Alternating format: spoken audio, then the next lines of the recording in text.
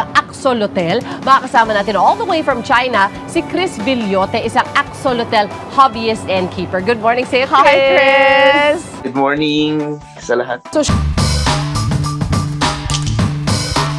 So, hello guys! This is Chris from Chris Nation. So today, magpe-prepare ako sa aking interview sa Philippine TV, which is the unang hirit sa GMA 7, 6 a.m. to 8 a.m. ng umaga, Friday. So bukas na. So tara, samahan nyo kung paano ako mag-prepare and have my first interview sa TV for my axolotls.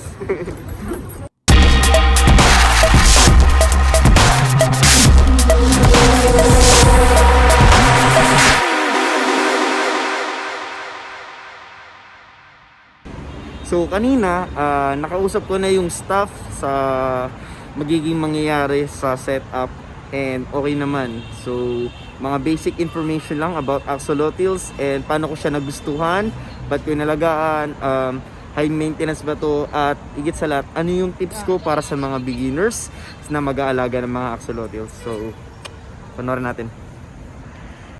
You need to learn as well how to do nitrogen cycle. Hindi lang yung pag binili nyo, tapos itatapon nyo na sa tubig. So yun, time check is 4:26 ng madaling araw.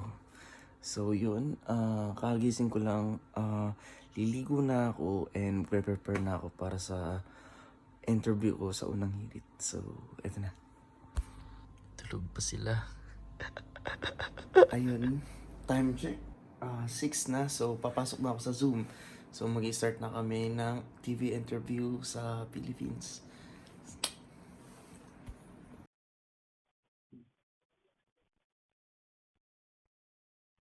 Okay po.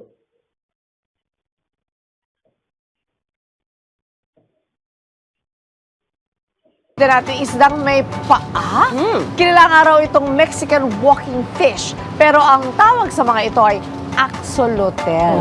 Amphibian nga naman, kaya pala. Sa metamorphosis ng adult. Kumbaga, nag-stop na po sila sa larvae stage po. Kumbaga, forever tadpole na po sila. Sensitive po sila sa water parameters. Mahirap siya for beginners, especially if first aquatic pet pa lang nilo yung axolotls. Hello guys, sa mga nagpaplano o gustong bumili ng axolotls at gusto ring matuto kung ano yung mga proper care sa pag-alaga ng axolotls, first is click nyo lang po to. Ano yung mga kailangan nyong bilhin bago magkaroon ng axolotls. Number 2 is ano yung mga kailangan nyong malaman bago magkaroon ng axolotls. At number 3 is ano yung mga tips and maintenance sa pag-alaga ng axolotls. Kung may iba kayong tanong, comment nyo lang po. Salamat!